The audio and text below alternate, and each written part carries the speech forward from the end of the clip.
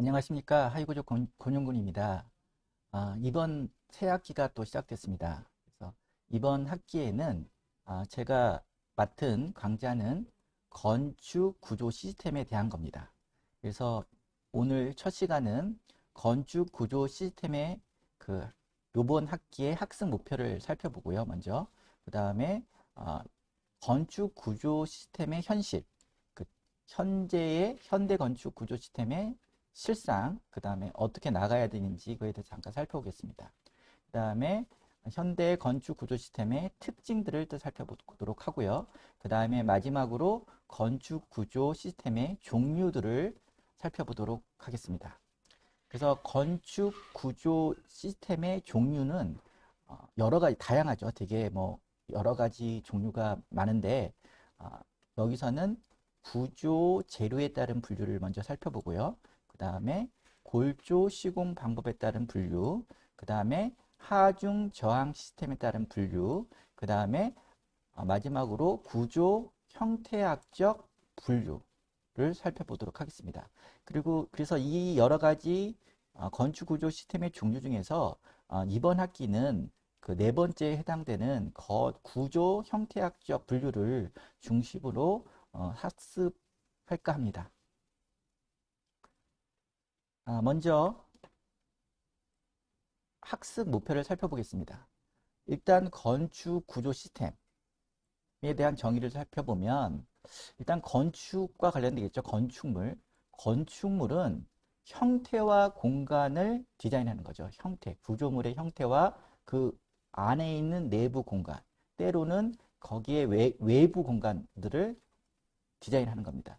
이거에 따라서 건축 구조 시스템은 건축물의 형태와 공간을 형성시키는 구조물의 뼈대 형식이라고 말할 수 있습니다. 그래서 본 수업은 각종 건축 구조물, 뭐 저층도 있고 중층, 고층 또는 초고층 구조물도 형성이 되겠죠. 그렇게 낮은 건축 구조물부터 초고층 건축 구조물까지, 그 다음에 대공간 구조물, 대공간 구조물이라고 하면 기둥과 기둥 사이의 간격이 넓어서, 그렇죠? 대공간의 그 용도로 사용하는 대공간 구조물, 그 밖에 특수 구조물 등 어떻게 보면 다양한 구조 형태학적 건축 구조 시스템. 그러니까 제가 요번 학기에 이걸 중심으로 학습을 한다 그랬죠. 이걸 중심으로 학습을 통하여서 각 구조 시스템별 특징을 살펴보고요. 그 다음에 역학적 성질 등을 이해해 봄으로써 앞으로 현대 또는 미래지향적으로 볼 때 좀 더 창의적이고 도전적이며 아름다운 건축물의 설계 및 완성에 대해서 생각해 볼 기회로 삼고자 합니다.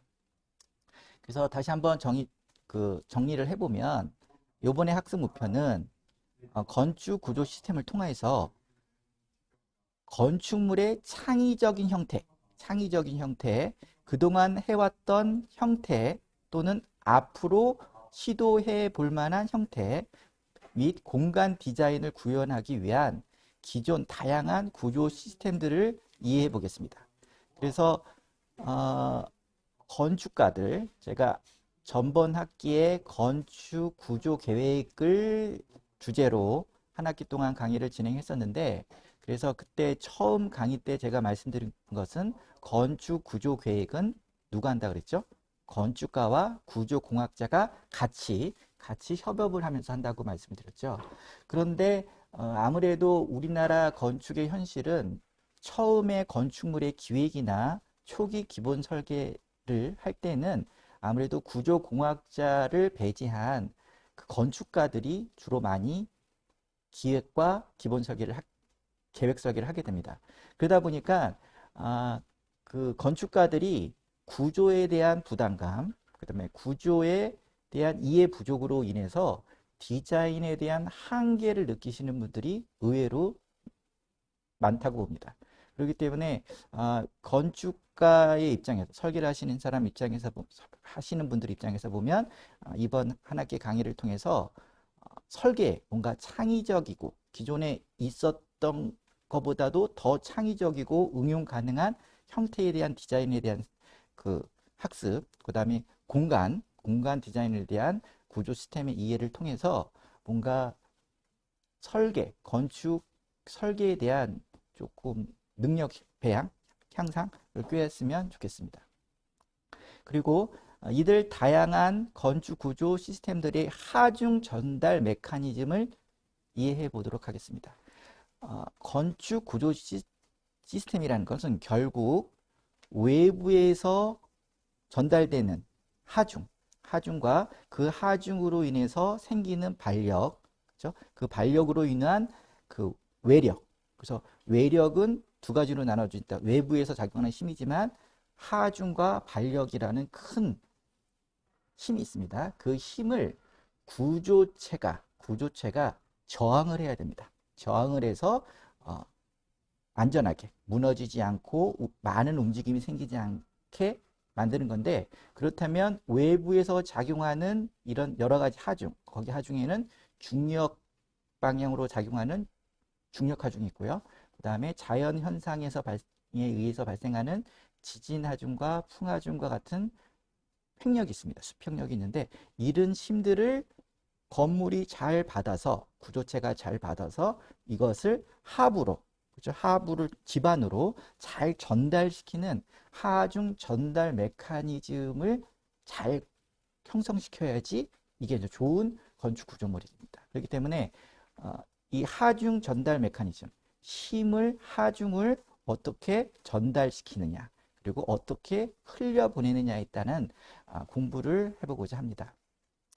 그 다음에 마지막 학습 목표로는 미래지향적이고 그 다음에 창의적인 새로운 건축 구조 시스템들을 위한 고찰을 해보겠습니다. 그래서 아까 좀 전에 말씀드렸듯이 건축가들이 기존에 자기가 건축 구조에 대한 부담감, 잘 알지 못하는 거에 대한 불안감으로 해서 어떻게 보면 디자인의 한계가 있죠. 그래서 하던 방식대로, 해본 방식대로, 시공자도 마찬가지입니다. 건설사에 종사하시는 시공자들도 이렇게 보시면 예전에 한번 경험해왔던 구조에 대한 것은 불안해하지 않습니다. 그죠? 한번 해봤기 때문에. 그런데 새로운 구조 시스템을 적용하시려면 뭔가 불안해하십니다. 그래서 약간 어떤 분들은 거부하시는 분도 있고요. 기피하시는 분도 있고, 그런 분은 많은데, 어쨌든 사람이 뭐 하던 방식대로 하면 어떻게 보면 또, 물론 일에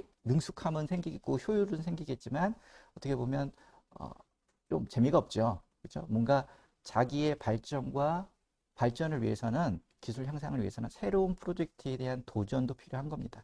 그런 의미에서 또 이것은 구조공학자들도 마찬가지입니다. 구조공학자들은 그래서 선배들이 그리고 현대까지 많이 하던 구조 시스템에 대한 이해뿐만 아니라 앞으로 미래지향적이고 그 다음에 창의적인 구조 시스템에 대한 도전도 필요하다고 봅니다.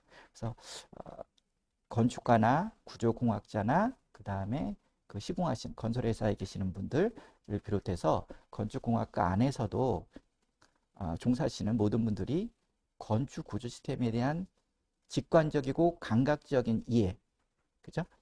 이거를 배양하는 게 대단히 중요합니다. 그리고 구체적이고 전문적이고 계산적인 것들은 구조공학자들이 다, 그죠? 어떻게 보면 만들어줍니다. 실현시켜 주는데, 그래서 이런 것을 요번 한 학기 동안 좀 각 건축공학의 분야에 있으신 분들이 각각의 역할에 따라서 조금 자기의 그 능력을 좀 향상시키고 배양하고 그래서 디자인 능력, 그 다음에 시공 능력, 그 다음에 구조공학적인 사고방식이 향상됐으면 좋겠습니다. 다음은 건축 구조 시스템의 현대 건축 구조물의 현실은 어디까지 와 있는지 한번 살펴보겠습니다. 그거는 제가 일단 한번 생각하는 건축 구조 시스템의 현실입니다. 일단 메뉴에 써 있듯이 저는 세상에 불가능한 건축 구조는 없다 라고 얘기합니다. 다만 불합리할 수 있을 뿐이다. 그래서 읽어보면 현대 건축물은 각종 산업 분야의 기술 발달이 거듭되면서 많이 발달됐습니다. 그래서 고강도 구조 강제들도 재료들도 많이 발달돼 있고 콘크리트 강도도 되게 높아졌고 그 시공 기술력도 엄청나게 발달돼 있습니다. 그리고 신구조 재료의 개발 또한 이루어지고 있습니다. 그래서 예전보다 훨씬 성능이 좋은 구조 개발들이 개발되고 있고요. 그리고 그 계획되는 구조 시스템을 시공성으로 구현할 수 있는 시공 능력도 발달하였습니다. 그 다음에 구조 해석 및 설계법도 발전을 했고요. 그 다음에 그거를 통해서 외력과 하중이나 반력, 그렇죠? 외부에서 작용하는 힘과 그 힘을 받아서 구조물이 움직이는 구조물의 역학적 거동에 대한 정확한 예측 등이 이루어질 수 있는 시대가 즉 현대의 시대입니다. 그래서 예를 들어서 컴퓨터 해석 프로그램도 대단히 발달되어 있고요. 그래서 예전 과거에는 컴퓨터의 기술이나 그 해석 프로그램들의 제한 때문에 그 역학적 거동을 정확히 예측하지 못하고 결과를 내지 못했다 그러면 현대 건축물은 예전에는 불가능해 보였던 비정형 건축물, 구조물 이런 다양한 구조물들도 실현 가능한 시대가 됐습니다. 그래서 창의적이고 도전적인 구조 시스템의 실현이 가능한 시대다. 그래서 보면 여기 그림에도 우리 세계에서 가장 높은 초고층 건물 부르주 할리파가 있고요. 그 다음에 그러니까 얼마든지 높이 올릴 수 있는 거죠. 얼마든지 현대 기술은 이거 이상의 건물도 높이 쌓아 올릴 수 있는 게 현대의 구조공학입니다. 구조공학이고요. 그 다음에 또 구조공학자들이 또 많이 추구하고 싶은 건 높은 건물 좀 설계해 보고 싶죠. 높은 건물들은 풍하중이나 또는 지진하중에 되게 강력한 저항을 해야 되기 때문에 좀 구조 시스템을 형성시키기가 조금 어렵다고 하나요? 뭐 도전해 볼 만한 그런 게 있기 때문에 그걸 해보고 싶고요. 또 하나로는 건축 구조공학자는 기둥 간격이 넓은, 그죠? 기둥과 기둥 사이의 간격이 넓은 대공간의 구조물을 한번 또 실현시켜 보고 싶어 합니다. 그죠? 그래서 오른쪽 하단의 구조는 서울대학교 관정도서관이라고 해서 3개층의 도서관을, 그죠? 3개층의 도서관을 기둥 간격 100m 이상의 메가 구조로 형성시킨 구조물이죠. 이거는 저희 하위구조가 설계를 했고, 이거에 대한 자료는 저희 유튜브에 서울대학교 관정도서관 메가구조라는 영상을 통해서 제가 한번 예전에 녹화를 해놓은 게 있습니다. 유튜브에 올려놓은 게 있는데 그거를 한번 살펴보십시오. 살펴보셔서 일단은 예전에는 어떻게 보면 이거는 어렵지 않을까? 이거는 불가능하다. 그리고 해석에 대한 한계, 그리고 잘 모르니까요. 그렇죠? 그 컴퓨터 공학이 발달되지 않기 때문에. 근데 요즘에는 다 이제 실현 가능한 거죠. 실현 가능해서. 근데 다만 불합리할 뿐이다. 그렇죠? 근데 그런 거죠. 과연 이렇게 높은 건물을 지어야 되느냐. 그렇죠? 그러면 그만큼 강한 구조 시스템을 형성시켜야 되기 때문에 구조 물량도 많이 들고요. 공사비도 많이 들어갑니다. 공사비도 많이 들어가는데 그렇기 때문에 건물이 높아지고 그리고 기둥 간격이 넓어질수록 그만큼 구조 시스템의 물량이 늘어나고 그만큼 또 공사비가 늘어나고 그렇죠? 그래서 그 구조물을 형성시키기 위해서 그만한 불합리한 면이 생길 수밖에 없습니다. 근데 그거를 감수하고 그렇게 해야 되느냐 그거에 대한 고민이 있을 뿐이라는 얘기입니다. 그 다음에 또 건축가가 어떤 구조물을 어떤 형태나 내부 공간을 형성시키기 위해서 나름대로 잡은 그 구조 시스템이 구조공학자한테 넘어가서 구조공학자가 이거를 설계를 할 때는 좀 불안해 보이는, 그쵸? 좀 보강을 해야 되는 부재들이 생기죠. 추가적으로 보강해야 되는. 그러다 보면 그 부재들이 어떻게 보면 공간에 대한 장애 요소, 제한 요소로 작용할 수도 있습니다. 그럼 또 그런 불합리성에도 불구하고 또 그런 구조를 해야 되느냐는 고민. 그렇죠? 그래서 그런 거에 대한 이제 불합리화성이 여러모로 생길 수는 있지만 제가 볼 때는 예, 불가능한 구조는 없다. 이게 없는 게 현대 건축 구조의 현실이라고 볼 수 있습니다. 그 다음에 또 제가 판단하는 것은 제가 생각하고 있는 것은 건축 구조는 정답이 없다. 그렇죠? 물론 건축 설계도 정답이 없죠. 건축 설계도 해답이 없습니다. 누구는 어떤 건물을 설계할 때 아름답다고 얘기하지만 다른 한편에서 보면 다른 사람들의 시각에서 보면 그게 아름답지 않을 수 있죠. 그렇죠? 개개인적 주관적인 판단에 따라서 누구는 좋다 그러고 누구는 나쁘다고 할 수 있습니다. 이 건축 설계, 건축물이라는 아름다움에 대한 거는 이와 마찬가지로 건축 구조는 또 정답이 없는 겁니다. 그래서 건축 어떤 형태나 공간을 구성할 때 어떤 구조 시스템을 적용을 하느냐의 선택의 문제는 어떻게 보면 제가 계속 얘기를 하지만 구조의 최적화를 목표로 할 뿐입니다. 최적화. 그죠? 이 최적화라는 것은 건축 디자인을 받쳐주고, 그죠? 건축 디자인을 받쳐주고, 그 다음에 구조의 안전성, 사용성, 기능성, 그 다음에 경제성, 그 시공 능력, 뭐 기술력, 이런 것들이 전반적으로 아우르게 최적화시키는 게 목적이죠. 그러니까 구조만 중요하다고 구조의 안정성만 중요시해서는 또 안 되는 겁니다. 그래서 여러모로 그 아우르는 균형 잡게끔 그리고 효율적으로 만드는 것이 구조의 최적화, 옵티마이즈 스트럭처라고 하는 거고요. 구조공학자들은 그거를 목표로 하는 거고 그 중에서 그게 최선의 선택이 각자 구조공학자의 스트럭처 마인드, 구조적 사고방식에 따라서 최적의 선택만이 있을 뿐이고, 그렇죠? 어떤 것이 정답이다, 하나의 답이다 라고 얘기할 수는 없다는 거죠. 그래서 건축 설계와 마찬가지로 건축 구조도 정답은 없고 최적화를 위한 나름대로의 최선의 선택이 있을 뿐이라고 저는 생각합니다. 다시 한번 정리를 해보면 최적화된 구조 설계란 건축 계획, 그죠? 이 심미적이고 예술이 있는 디자인을 적절히 만족시키면서 구조적 안전성, 사용성, 기능성, 경제성, 시공 편의성, 기술력 등이 적절하고 알맞게 조합되어서 여러 면에서 효율적이고 창의적이며 균형이 잡힌 실용적인 세계를 저는 그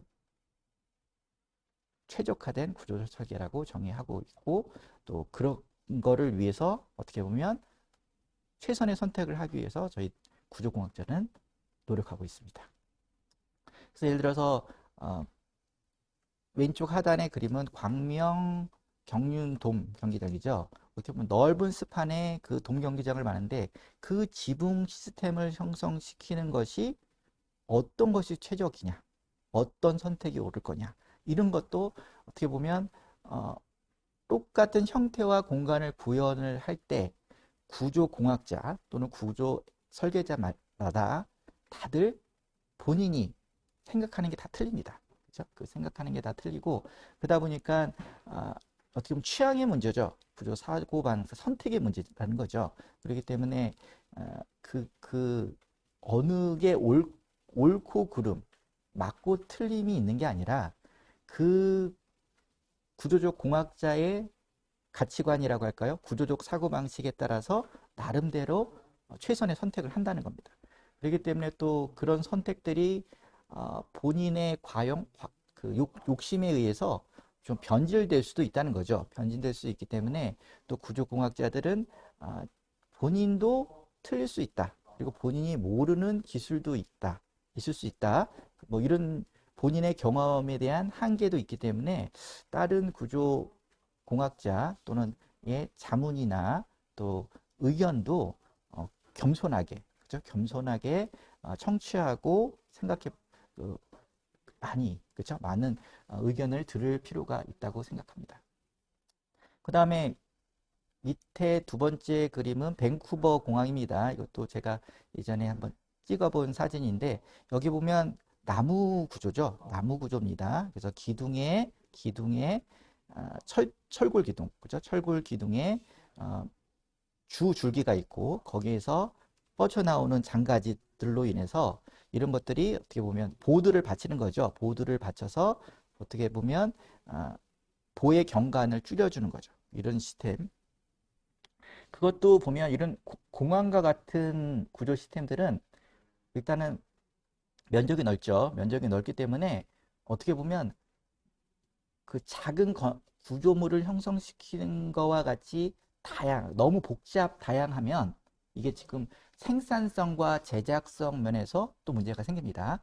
그렇기 때문에 이런 공항 같은 대형 프로젝트들은 메인이 되는 구조 시스템을 보통 정해서 선정을 해서 그거를 모듈화시키고 표준화시켜서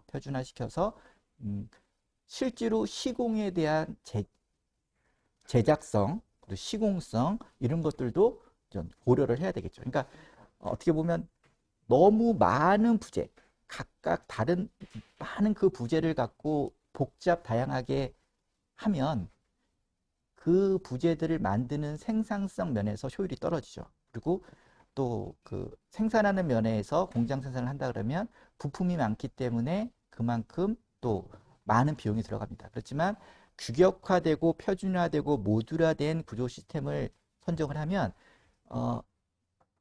제작할 때, 그리고 생산할 때, 그리고 현장에서 조립할 때 계속 쉽기 때문에, 그렇죠? 쉽기 때문에 어떻게 보면 되게 유리한 거죠. 그래서 이런 대형 그 프로젝트, 공항 같은 프로젝트는 대부분 어떤 어, 주요 구조 시스템, 모르다는 시스템들이 있습니다. 요거를 중점으로 물론 이제 부분적으로는 조금 이제 변화되는 것들이 있겠죠. 그래서 이런 것들을 많이 사용하고 있다는 거.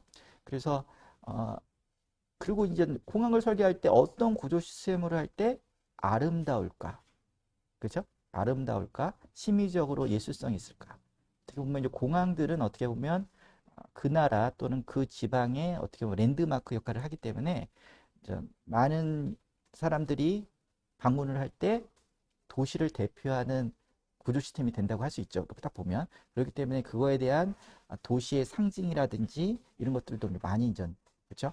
인상이라든지 이런 것들도 많은 방문하는 많은 사람들한테 남기기 때문에 이런 것들 심리적인 것도 잘 또 고려를 해서 설계를 해야 됩니다. 그리고 마지막에 그림은 싱가포르에 있는 가이즌 바이 더 베이의 어떻게 보면 식물원입니다. 식물원.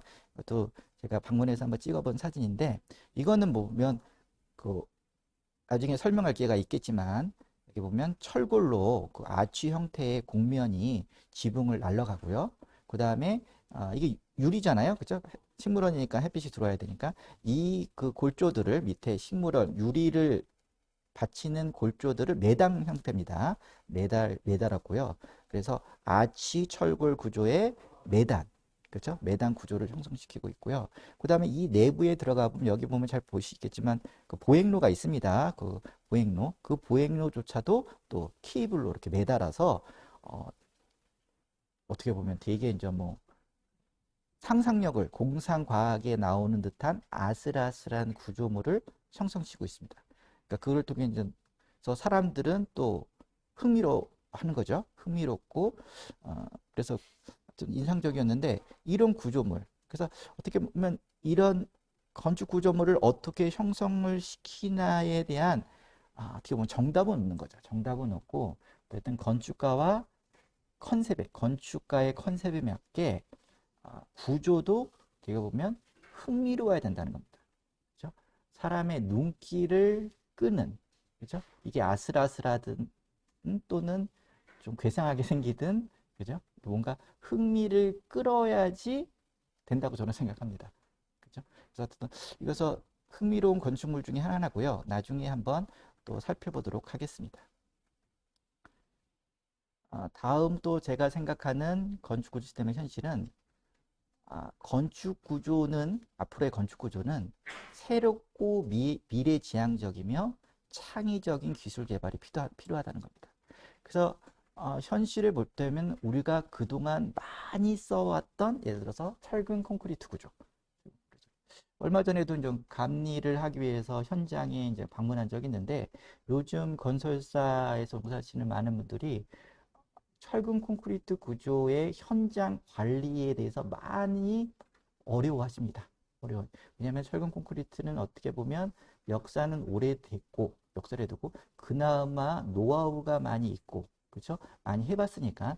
그렇지만 이게 재래식 공법으로서 거푸집을 다 짜야 되고, 동바리도 다 이렇게 설치를 해야 되고, 그러다 보니까 노무자들에 대한 많은 노무자들이 거기에 투입이 되죠.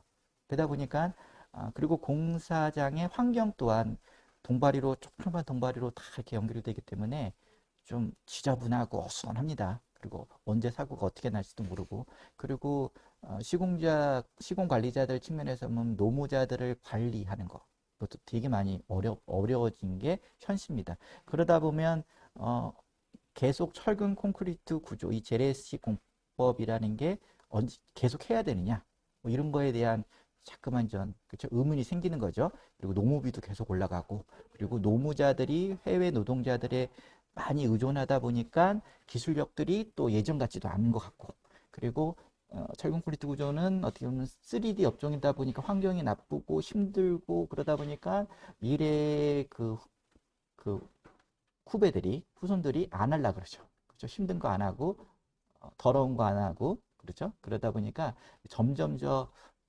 이런 그 재래식 공법들이 해야 되느냐에 대한 고민이 있더라고요. 그 다음에 우리가 그동안 쓰지 않았던 새로운 그러면 구조 시스템, 구조 공법은 없을까? 그럼 계속 지금 개발되고 있죠. 개발되고 있지만 그거에 대한 고민이 필요한 겁니다. 그러다 보면 기존에 너무 의존하는 공법보다는 구조 시스템보다는 뭔가 창의적이고 안 써본 새로운 기술 개발이 필요하다는 겁니다. 그래서 보면 건축 구조는 기존 지식과 기술의 올바른 이해와 습득 그리고 그것을 활용하는 것도 중요하지만 더 나아가 새롭고 창의적인 구조 재료, 그 다음에 구조 부재, 그 다음에 구조 시스템 등의 기술 개발에 힘쓰므로써 인류의 발전과 행복에 기여하는 구조 기술 발전에 공헌해야 한다는 것들이 어떻게 보면 현재 우리 구조공학자들의 사명입니다. 노력해야 될 부분이고요. 그래서 앞에 그림에 밑에 그림에 보면 런던 그랜드 아치 이전 사이에 있는 건물의 막구조입니다. 이것도 제가 한번 찍어왔던 사진인데 이것도 나중에 한번 강의 때 한번 좀 더 많은 사진을 통해서 얘기를 해보겠습니다. 이 막구조도 사실 어떻게 보면 유럽이나 외국에서는 많이들 쓰죠. 근데 우리나라는 지금 물론 조금씩 적용은 되고 있지만 이거에 대한 생소함, 그렇죠? 그 기술에 대한 생소함 때문에 많이 좀 쓰지 못하고 있습니다. 그래서 이런 것들 우리나라에서도 많이 써야 되겠죠. 그리고 오른쪽 하단 그림은 왜 제가 넣냐면 이건 양평교육원이라고 이것도 이제 저희가 했던 프로젝트인데 여기 왼쪽에 보시면 여기 보이시나요? 벽체 하나가 있죠. 이게 뭐로 어떤 구조 재료로 만들었을까요? 이게 흙입니다. 흙구조. 그렇죠? 근데 물결 치듯이 예쁘죠? 물결이 있고. 이 흙으로도 그죠? 흙으로도 구현할 수 있다. 그렇죠? 근데 흙구조 막연하게 우리 그 황토 주택도 있잖아요. 황토로 만든 그죠? 물론 그 안에 이제 황토도 그 안에 나무라고 하나요? 그 힘이 되는 그죠? 이런 걸 넣긴 하지만 어떻게 보면 이 흙 자체도 차근차근 다짐을 잘하고 그 흙을 구성하는 재료들의 밀실 있게 잘 만들면 이렇게 벽체 정도는 자립할 수 있는 구조로서 역할을 할 수 있다는 겁니다. 그래서 새로운 재료에 대한 그죠? 새로운 재료들이 점점점 예전에 비해서 발달하고 있습니다. 새로 등장하고 있고, 근데 그런 것들을 어떻게 보면 이 구조공학 쪽에서는 받아들일 수 있는 유연함도 있어야 되는 겁니다. 그래서 옛날에 검증이 된 몸 구조만 이렇게 연연해서는 안 된다는 거죠. 새로운 구조도 도전적이고 창의적으로 받아들이고 시도해보고, 그렇죠? 그래서 미래의 인류의, 그렇죠? 미래의 인류의 건축 기술 발전에 공헌을 해야 되는 게 저는 구조공학자의 사명이라고 생각합니다. 다음은 건축 구조 시스템의 특징들을 한번 살펴보겠습니다. 간단히 정리해 봤는데요. 제가 생각하는 그런 구조 시스템의 특징들은 뭐냐? 제가 느끼기에는 구조 시스템은 형태를 구현하잖아요. 건축물의 형태를 구현하기 때문에 구조물의 형태에 따라 구성이 됩니다. 그래서 구조의 형태에 맞게 그 구조의 골조라고 하나요? 구조 시스템이 그 형태에 따라서 형태를 흘러갑니다. 그렇죠? 구성이 되고 흘러가고 그 형태에 따라서 힘이 흐르는 게 일반적입니다. 그 다음에 또 건축 구조 시스템의 특징은 건축이라는 게 내부 공간과 외부 공간을 만드는 거죠. 그래서 그리고 건축 구조 시스템은 내부와 외부 공간을 형성시키는 구조물의 뼈대를 형성시킨다고 얘기했죠. 그렇기 때문에 구조 시스템은 내부 및 외부의 공간을 형성시킵니다. 그리고 그 구조가 갖고 있는 구조미, 그게 또 공간의 또 질을 또 높이거나 높일 수 있습니다. 그렇죠? 높일 수 있습니다. 그래서 구조 시스템은 내부 형태에 따라 흘러가고 그 내부 공간에 따라 또 흘러갑니다. 흘러가고 그걸 형성시킨다고 하는 거죠. 그래서 그림에서 보면 여기 왼쪽 그림은 메트로폴 파라솔, 제가 1학기 때 건축물의 구조 계획이라는 시간에 잠깐 소개해 드렸는데 스페인의 세비야에 있다 그랬죠.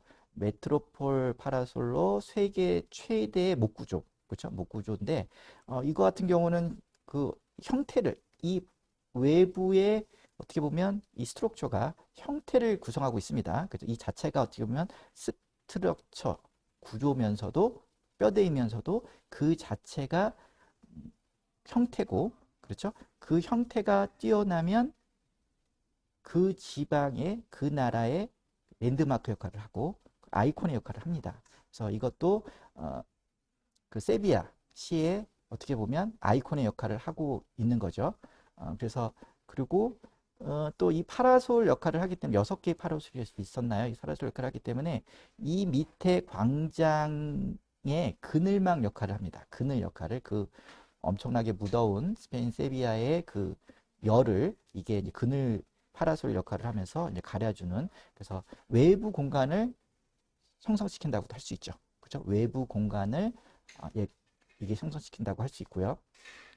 그 다음에 하부의 오른쪽 그림은 가평 생명예배당입니다. 이것도 한번 제가 가서 찍어 보았던 사진을 잠깐 올렸는데 거기를 가보면 기존의 외부의 스트럭처는 따로 있습니다. 따로 있어요. 따로 있는데 그 내부 스트럭처 안에 또 다른 스트럭처를 형성시킵니다. 또 다른 스트럭처, 이것도 목구조로 홍송이라고 하나요? 적송이라고 하나요? 빨간색 빛깔을 띤, 아마 제가 기억한 러시안제 소나무 같은데요. 이거를 통해서 또 다른 내부 공간의 내부 스트럭처를 만든 겁니다. 그래서 기둥도 나무로 하고, 그 다음에 거기에 그렇죠? 철판을 엮어서 네트 형태로 엮어서 거기에다가 다시 또 통나무들을 이렇게 만드는, 그래서 어떻게 보면 되게 이국적이고, 그렇죠? 그리고 예배당이잖아요. 약간 숭고한 공간을 표현하고 있습니다. 이것도 나중에 기회가 되면 한번 구체적으로 좀 더 자세히 한번 살펴보겠습니다. 그래서 구조 시스템은 내부와 외부 공간을 형성시키고요. 그 다음에 건축 구조 시스템은 중력과 자연 환경에 저항하며 평형 상태를 유지한다. 그래서 중력은 우리가 이 구조 공학자들이 항상 싸워야 하는, 그죠? 기본적인 하중입니다. 그죠? 세상의 만유인력 법칙에 의해서 항상 지구의 중심에서는 모든 물체를, 지구 안에 있는 모든 물체를 끌어당깁니다. 그죠? 그 중력의 구조물은 움직이지 않고, 그죠? 딱 서 있어야 되죠. 이게 이제 수직에 대한 평형 상태를 얘기하는 거죠. 그 중력으로 작용하는 것들이 하중이라고 불리는, 우리가 말하는 일반적으로 말하는 고정하중, 그 다음에 활하중, 그 다음에 적설하중, 그렇죠? 이런 것들이 어떻게 보면 중력 하중 때문에 작용하는 그죠? 대표적인 하중이라고 얘기할 수 있고요. 그 자연환경, 자연환경은 풍하중, 그죠? 그다음에 지진, 이런 것들도 저항을 해야 되죠. 이런 것들이 어떻게 보면 수평 하중이라고 하죠. 횡력이라고 하는데 그거에 따라서도 또 구조물은 저항을 해야 됩니다. 저항을 하는데 그 저항을 한다는 것은 많이 움직여지면 안 되고 많이 그죠? 이렇게 어떻게 보면 파괴되면 안 되고 이게 이제 평형 상태를 유지한다는 거죠. 나름대로 강도와 강성을 유지하면서 외력과의 저항력을 확보하고 그렇죠? 이런 것이 평형 상태를 유지해야 된다는 것이고요. 그리고 계속 얘기했지만 구조 시스템은 힘의 전달 메커니즘을 형성시키는 방법입니다. 그래서 힘의 전달 메커니즘이 어떻게 형성되는 거냐, 어떻게 흘러가느냐, 그렇죠? 이런 거에 대해서 이번 한 학기 중점적으로 강의를 할까 합니다. 그리고 구조 시스템은 그 구성 요소의 종류, 배치, 재료, 접합 등 강성에 따라서 힘이 흘러갑니다. 전달되고 방향을 틀고 그런데 또 한편으로는 구조공학자의 의도에 따라서 힘을 흘릴 수도 있습니다.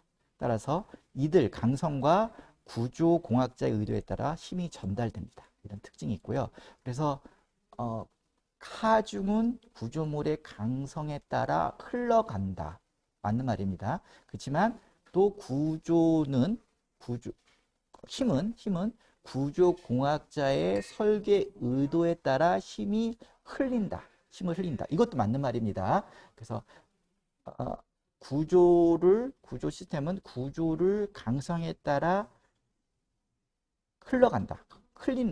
그죠? 흘러간다는 거에 이제 뭔가 포커스를 많이 맞추는 분들은 보통 초보 구조 엔지니어들이 그렇죠? 많이 그런 거 생각하죠. 그래서 그렇지만 이제 베테랑이 되면 그죠? 고급 구조공학자, 기술자들이 되면 좀 공학자의 의도에 따라 일부러 이렇게 힘을 흘립니다. 이런 테크닉들을 이제 더 어떻게 중요한 겁니다. 중요하고 이런 것들도 이제 앞으로 이제 수업을 하면서 살펴보도록 하겠습니다.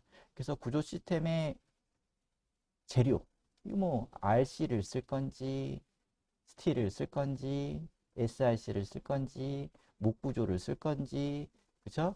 케이블을 쓸 건지, 이런 것들에 대한 것은 차후로 밀고, 일단은, 구조 시스템이 어떤 구성 요소로 구성이 되든 힘은 어떻게 흘러가는지 또는 공학적 의도에서 어떻게 흘릴 수 있는지를 먼저 선택하고 나머지 각각 구조 부재 요소에 효율적인 구조 부재 요소를 딱 쓰고 배치하고 그 다음에 따라서 접합을 하는 것이 중요하다. 여기서 말하는 이 접합이란 제가 앞에 학기 때 강의했던 구조물의 지점 또는 구조물의 절점을 얘기하는 거 있는 겁니다. 그래서 그런 거에 대해서 앞 한 학기 동안 한번 좀 더 살펴보도록 하겠습니다.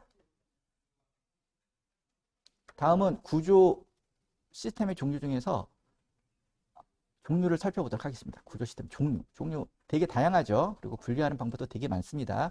그래서 일반적으로 이제 분류를 한번 해봤는데 보통 건축 구조 시스템의 건축 구조의 종류로는 보통 구조 재료에 따른 분류를 많이 합니다. 구조 재료. 여러분들이 많이 구조 재료에 따른 분류를 하시죠. 그래서 보면 지금 콘크리트 구조, 그죠? 콘크리트 스트럭처가 있습니다. 가장 많이 쓰고 그죠? 오랜 전통이 있는 콘크리트 구조. 그 콘크리트 구조 안에는 철근 콘크리트 구조가 있죠. 그 레인포스 콘크리트 스트럭처. 우리가 보통 RC라고 부르는 철근 콘크리트 구조가 있고요.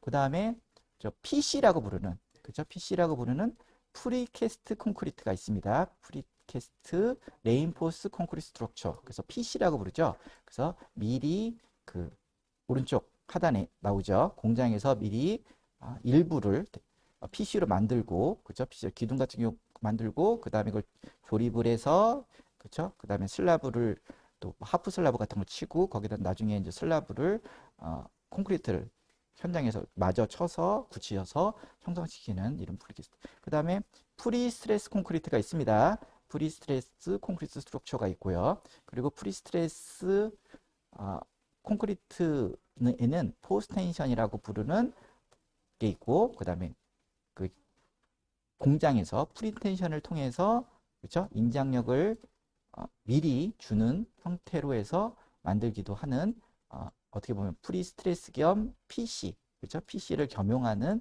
구조 시스템도 있습니다. 근데 이런 것들은 오늘은 생략하겠습니다. 그리고 이건 왜냐면 강의를 했습니다. 제가 그래서 보면 저희 하이구조 유튜브 동영상의 첫 번째 동영상이 있습니다. 거기에서 보면 여기 참고 자료로 보면 콘크리트 구조물의 종류라고 해서 제가 좀 긴 시간 동안 강의를 해놓은 게 있습니다. 그래서 관심 있는 분들은 그거를 한번 좀 살펴보시면 도움이 될 것 같습니다. 그래서 그거를 그래서 간단히 이거는 예전 강의가 있기 때문에 넘어가고요. 그 다음에 또 철골 구조라는 게 있죠. S조라고 부르는 스틸 스트럭처가 있고요. 그 다음에 철골 철근 콘크리트 구조, 그렇죠?가 있습니다. SIC 구조라고 부르죠. SIC 구조. 그 다음에 컴포지트 스트럭처, 이것도 그렇죠? 이런 게 있죠. 여기까지는 앞에서 그 참고 자료에 보였듯이 그 콘크리트 구조물의 종류라는 동영상에 있기 때문에 시간 나실 때 한번 저는 어떻게 이들 구조의 장단점을 얘기하고 있는지를 그냥 한번 학습해 보시기 바랍니다. 그래서 오늘 예전 자료가 있기 때문에 자료만 소개시켜 드렸고요. 그 다음에 목구조가 있습니다. 목구조도 구조 엔지니어들이 관심 있게 쳐다보고 그쵸? 시도해 볼 해야죠. 여기는 뭐 전통 목구조가 있죠. 여기 보면 전통 목구조, 여기 보면 왼쪽 하단에 남원 광안로에 있는 그죠? 전통 목구조 다 아시죠? 그죠? 우리나라 전통 목구조가 있고요. 그 다음에 경골 목구조가 있습니다. 경골 목구조, 이건 서양식 목구조라고 하고요. 이런 게 있고, 그 다음에 미래에서는 아마도 가장 많이 쓰이는 게 구조용 집성제를 많이 사용할 거라고 봅니다. 이게 글루램이라고 합니다. 글루램이라고 해서 목조는 아무래도 약점이 있죠. 특히 내와 불에 잘 타잖아요. 불에 잘 타고 그 다음에 그게 물을 먹으면 갈라집니다. 그래서 함수량 관리가 대단히 중요하죠. 목구조들은. 그래서 물론 목구조가 갖고 있는 자연 친화적인 면이라든지 경량이라든지 이런 또 장점도 있죠. 그렇지만 목구조가 내와나 뭐 갈라지는 내구성 문제라든지 또 강도 문제라든지 또 목구조는 방향에 따라 또 강도가 틉니다. 나무결 방향, 결의 직각 방향의 강도가 다 틀리기 때문에 이런 이질성을 띠고 있는데 이런 단점 때문에 지금 보면 우리나라 같은 경우는 저층 주택 그죠? 정도에서 많이 쓰고 고층으로 올라가거나 대형 구조물에는 잘 사용을 안 하죠. 그죠? 주택 위주로 많이 사용을 하고 있는데 미래에 또 이걸 개량한 그 구조가 있습니다. 이게 이제 구조용 집성제, 일명 상품명으로 글로램이라고 하는데 그것은 어떻게 보면 그 집성제, 어떻게 보면 합판 같은 나무 재료를 이렇게 붙여서, 그죠? 때로는 이렇게 본드로 해서 이렇게 붙이는 거죠. 붙여가지고 만든 구조입니다. 그리고 또 특수 처리를 하죠. 특수 처리를 해서 비가 이렇게 흘러내리게끔, 그죠? 스며들지 않게끔 만들기도 하고, 뭐, 내화에 대해서 좀 강화하는 것을 코팅하기도 하고, 이런, 그, 가공된, 그죠? 가공된 집성제라고 할 수 있는데, 이런 제도는, 목재는, 철에 맞먹는 강도를 유지합니다. 그 다음에, 요즘에는 기술이 많이 발달돼서 거의 좀 더 뭐, 한 2시간 내와 가깝게 내화 성능도 뛰어납니다. 그렇죠? 그런데 또 잘 안 쓰는 이유는 얼마 전까지 철보다도 비쌉니다. 그러니까 또 경제성 원리에 따라서는 또 그렇죠? 예, 또 한계가 있죠. 이런 그래서 그 앞에서 보였던 그 메트로폴 파라솔 그렇죠? 이게 일종의 그렇죠? 그 집성제입니다. 목구조의 집성제의 대표적인 거고요. 그런데 또 그 수려함이 있죠. 그죠? 나무 결이 보여주는 그죠? 아름다움이 있기 때문에 또 좀 우리나라도 그죠? 쓰고 있습니다. 경우에 따라. 이 가운데 거는 저희 하위구조가 설계했던 건데 그 성당인데 성당의 대성당, 그죠? 그 예배당, 대예배당에 그 예전에 글로랩을 한번 사용을 해봤습니다. 독일에서 만들어서 가져오는 것 같던데 그때 보면 그래서 이런 그 비정형의 골조를 보아 기둥을 글루램 집성제로 만들어서 저희도 한번 적용해 본 적이 있습니다. 그래서 이것도 나중에 이제 기회가 되면 한번 또 목구조만 해서 하나의 또 광자를 만들어서 또 한번 살펴보는 것도 재미있을 거라고 봅니다. 이 밖에 또 조적식 구조가 있죠. 재료에 따라서 도적식은 돌, 벽돌, 그렇죠, 벽돌. 또 시멘트 블록, 빨간 벽돌 얘기하는 거죠. 그래서 시멘트 블록도 있고요. 그 다음에 요즘에 또 주택에서 많이 사용한다는 ALC 블록이 있습니다. ALC 블록이 또 많이 요즘에 그 개인 주택을 중심으로 또 많이 쓰고 있는 거는 장점이 있더라고요. 어떤 장점이 있죠? 단열, 그렇죠? 단열에 대한 장점이 있기 때문에 ALC 블록으로도 또 짓는 주택 같은 경우는 많이들 짓고 있고요.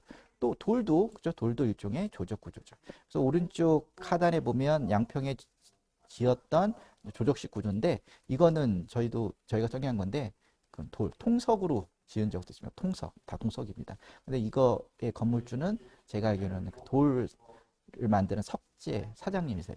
자기 주택이면서 자기가 공장에서 만든 석재를 줘 달라 그래가지고 졌습니다. 그렇지만 이런 조적식 구조는 아무래도 내진 성능이 좀 떨어지게 되죠. 내진 성능이 떨어지기 때문에 그 구조 시스템 안에 들어와 있긴 한데 실질적으로 내진 성능을 검토하다 보면 이게 조금 뭔가 100%다 조적조로 구현을 하기가 사실은 어렵습니다. 그렇기 때문에 구조 엔지니어들은 일부 벽체를 지진 저항 능력이 있는 콘크리트 벽체로 만들거나 그래서 뭔가 보강을 해줍니다. 그래서 전부 다 순수하게 쓰기에는 우리나라 현재 구조 설계 코드에서는 약간 좀 어려운 면이 있습니다. 사실 그게 좀 아쉽기도 하고요. 그리고 또 하나 그 밖에 미래의 재료들은 그럼 또 어떤 재료들이 있느냐? 그렇죠? 섬유 보강제가 있습니다. 섬유 보강제, 탄소 섬유가 있고요. 아라미드 섬유, 유리 섬유 등 이것들이 보면 유리 섬유 같은 경우는 강제보다 인장력이 되게 세다고 하죠. 이런 미래에 어떻게 보면 구조재로 쓸 수 있다는 겁니다. 그리고 뭐 균열 보수 재료로 많이 사용하는 건 에폭시 수지, 뭐 우레탄 수지 이런 수지들, 그죠? 플라스틱 뭐 이런 류의 합성 수지들도 그죠? 미래에 어떻게 보면 구조재로 쓸 수 있는 거죠.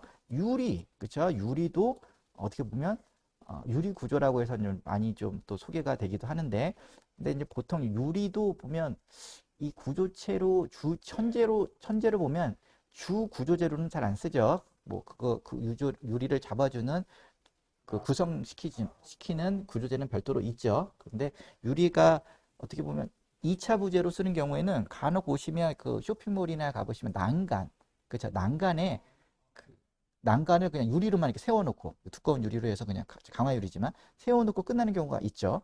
그렇죠? 그런 난간들이 요즘에 유리의 투명성 때문에 시야를 가리지 않잖아요. 또 이런 장점이 있어서 유리도 어떻게 보면 지금 현재도 2차 부재로 많이 쓰고 있고 또 미래에 어떻게 보면 구조 요소가 될 수도 있다는 거죠. 그리고 뭐 일본 같은 경우는 종이로 또 그렇죠? 구조물을 형성시키고 만드시는 건축가들도 있고요. 종이도 어떻게 보면 구조 요소로 활용될 수 있고요. 그리고 좀 전에 제가 설명드렸던 흙도 또 구조 재료로서 그렇죠? 활용될 수 있다는 겁니다. 미래에는 그다음에 비철금속, 알루미늄이나 합금 같은 것들이 그렇죠? 구조 재료로 쓰일 수 있고 플라스틱 등이 미래에는 구조 재료로서 그렇죠? 쓰일 수 있는 거죠. 근데 이런 재료들이 다들 경제성이 있어야 됩니다. 시장성이 있어야 되는 겁니다. 뭔가 장점이 있어야 되는 거죠. 예를 들어서 비싸더라도 쓸 수 있는 뭔가 장점, 그렇죠? 이런 것들이 있으면 언젠가는 그렇죠? 구조재로서도 쓰이는 날이 금방 올 거라고 보고 있습니다. 여기까지 이제 지금 살펴본 거는 여러분들이 가장 잘 알고 있는 건축 구조재료에 대한 분류입니다. 그렇죠? 분류재료인데 또 다른 또 분류를 할 수 있겠죠. 근데 이런 구조재료들은 사실 어떤 한 건물에서 한 가지 구조 재료에 있는 시스템이 다 쓰이는 경우는 거의 없습니다. 거였고, 보통 제가 그 앞에 저번 학기 강의에서 혼합 및 복합 구조 계획인가요? 라는 것을 동영상 하나 남겨놨었죠. 그거와 마찬가지로 요즘에는 다들 혼합돼서 씁니다. 혼합돼서 예를 들어서 밑에는 RC로 했다가 위에는 철골로 붙였다가, 그렇죠? 이렇게 수직별로, 층별로 다른 구조 시스템이 적용되기도 하고요. 또는 그 수평적으로도 다른 시스템이 적용될 수 있죠. 예를 들어서 보호와 기둥의 골조는 철골로 했는데 전단벽, 그죠? 코어의 벽체, 전단벽은 철 콘크리트 한다든지 이런 것들을 이렇게 보면 혼합해서 사용하는 구조 시스템입니다. 그다음 복합 구조 시스템이라는 것도 있죠. 물론 혼합 구조 시스템과 복합 구조 시스템은 혼용돼서 많이 사용을 합니다. 그래서 예를 들어서 뭐 기둥은 SIC 기둥이고 보는 철골로 하고, 그렇죠? 이것도 일단 골조인데 SIC와 철골이, 그렇죠? 복합돼서 쓰인 거죠. 이런 것들도 복합 구조라고 또 부르기도 하고, 그래서 이런 구조 재료 어떤 건물, 요즘에는 또 건축물의 용도들이 되게 좀 다양해졌죠. 층별로 다양해지고, 그래서 요즘에는 이제 대부분 혼합 구조와 복합 구조라고 보는 게 맞습니다. 그래서 각 층별로 또는 각 수평별로 이런 재료들, 구조 재료에 따른 구조 시스템이 형성되고 있다는 거 한번 말씀드리고 싶고요. 그리고 또는 골조의 시공 방법에 대한 분류 방법도 있습니다. 그냥 살펴보겠습니다. 간단히 습식 구조라고 하죠. 그렇죠? 워트 컨스트럭션, 공사 시공 방법에 따라 보통 이제 습식, 물을 쓰는, 그죠? 물을 사용해서 골조를 만드는, 그렇죠? 그래서 RC가 대표적이죠. 그리고 조적식 구조도 마찬가지죠. 왜냐하면 조적식 구조도 뭐 벽돌이면 벽돌, 블럭이면 블럭을 그 물을 사용한 접착제로서, 그죠? 붙이잖아요. 그러기 때문에 조적제도 물을 쓰는 구조라고 습식 구조라고 하고, 그거의 반대적인 개념으로 건식 구조라고 하죠. 건식 구조는 철골 구조, 그죠? 철골 목 구조. 그런데 또 엄밀히 보면 철골 구조 안에서도 바닥 슬라브를 콘크리트 슬라브로 할 경우에는, 그죠? 이걸 또 습식으로 볼 수도 있겠죠. 또 목 구조도 마찬가지. 목 구조를 완전 단층에 물을 안 쓰는 공간으로 만든다면 건식 구조지만, 그죠? 목 구조 위에 슬라브를 친다 그러면 이것도 또 습식 구조가 되겠죠. 그리고 또 현장 구조, 현장에서 만드는 구조라는 거죠. 필드 컨스트럭션. RC, 대표적으로 RC, 그렇죠? RC를 그런 거고, 그리고 가구식 구조라고도 불리는 게 있습니다. 가구식 구조, 프레임드 스트럭처, 가구를 만들듯이 공장에서 주요 구조 부재를 다 만들었다가 그 현장에 날라서 현장에서는 조립만 하는, 그렇죠? 이걸 가구식 구조라고 부르기인데, 철골 구조와 목 구조가 대표적이고요. 그 다음에 이제 조적식 구조, 쌓아 올리는 거죠. 이거는 벽돌, 시멘트 블럭, LC 블럭, 돌 등을 조적식 구조라고 또 이렇게 나누고요. 조립식 구조라고도 불리기도 하죠. 조립식 구조는 아시겠지만, 그죠? 좀 전에 말했듯이 가구식 구조와 마찬가지로 철골이나, 그죠? PC나, 그죠? 이런 것들 어른도 공장에서 다 만들어 와서, 그죠? 조립하거나 또는 굳혀서, 그죠? 붙여서 만드는 구조를 우리는 조립식 구조라고 부르고요. 요즘에 조립식 구조에서 또 뭐 좀 각광을 받고 있는 것들이 외국 중처럼 모듈러 구조죠. 모듈러 구조. 그죠? 모듈러 구조. 컨테이너로 만드는 모듈러 구조도 있고요. 컨테이너 구조물. 일종 모듈러 구조인데 이거 한번 잠깐 소개시켜 드릴게요. 저희 회사에서 해구조에서 또 디자인했던 건데, 여기 보면 주유소거든요. 여기 보면 김포 한강 신도시에 있는 모 주유소인데, 여기 보면 그렇죠? 컨테이너로 만들었습니다. 그래서 컨테이너 구조. 컨테이너가 경사져서 올라가기도 하고요. 그래서 물론 이렇게 올라가는 것들은 지지하는 구조물을 별도로 구성을 해야 되겠죠. 그래서 컨테이너는 그 해상용 컨테이너가 있고요. 일단 일반적으로 창고용 컨테이너가 있다고 합니다. 근데 보통 이 컨테이너 구조물들은 해상용 컨테이너가 더 튼튼합니다. 해상용 컨테이너는 보통 6단까지도 그냥 쌓아도 괜찮다고 얘기합니다. 그 정도로 튼튼한데, 그래서 보통 컨테이너 구조물들은 해상용 컨테이너를 갖고 이거를 가공해서 많이들 쓰고 있고요. 그 중앙 것도 컨테이너 구조물인데, 이것도 이제 저희가 얼마 전에 설계를 해서 시공 완료된 건데, 이게 세종대 캠퍼스타운, 그죠? 이렇게 해서 컨테이너를 중첩돼서 싸는 방법도 있지만 이게 지그재그로 싸거나 그죠? 한쪽을 캔틸레버로 띄우거나 이러면서 이제 구조물을 형성시키는 게 또 컨테이너 구조물이죠. 그리고 맨 하단, 오른쪽 하단에는 모듈러 공법의 구조인데요. 이거는 그 예전에 제가 백령도에 얼마 전에 백령도에 한번 갈 일이 있었는데 거기서 한번 있길래 신기해서 한번 찍어봤습니다. 찍어봐서 그 LH에서 진 임대 아파트도 있었고 그 다음에 실버타운이라고 하나요? 그런 동들이 3개인가 4개인가 있었는데 그래서 신기하더라고요. 그래서 저기 보니까 모듈러 공법을 이용한 구조 시스템이더라고요. 그래서 한번 찍어봤고 LH에 아는 친구한테 물어봤습니다. 이거 그 모듈러 공법 맞냐고 그랬더니 맞다고 하더라고요. 근데 이것들이 지금 LH 같은 경우는 현재까지 한 3군데 한 현장이 있었다고 합니다. 그래서 요즘에는 이제 아파트도 모듈러 공법으로 짓는 시대가 됐구나라는 생각이 들더라고요. 이게 거의 100% 가까이 육지라고 하죠. 그죠? 육지. 백령도는 그렇죠. 섬이니까 육지에서 다 만들어서 거의 90% 가까이 만들어서 온답니다. 내부도 다 배관도 다 묻어놓고 그래놓고 현장에서는 배로 나르겠죠. 그다음 현장에서 쌓아서 적층공법이라고 하죠. 적층공법을 통해서 쌓는데 구조를 물어봤더니 이 그 모듈러 유니트들은 철골 프레임으로 구성이 되어 있고요. 구조로 말하면 그리고 여기 보면 엘리베이터 코어나 기초는 물론 콘크리트고요. 그렇죠? 그다음에 삐로티가 있는 데가 있겠죠. 삐로티 1층 이런 것들은 또 철골 프레임으로 구성을 해서 그 위에 또 이렇게 그렇죠? 이런 모듈화되는 유니트를 얹어 놓는 형태로 시공을 하고 있다고 하더라고요. 그래서 이제는 모듈러 공법도 그렇죠? 계속 각광을 받는 시대가 됐구나라는 생각이 들었습니다. 그래서 이런 공법들이 있고요.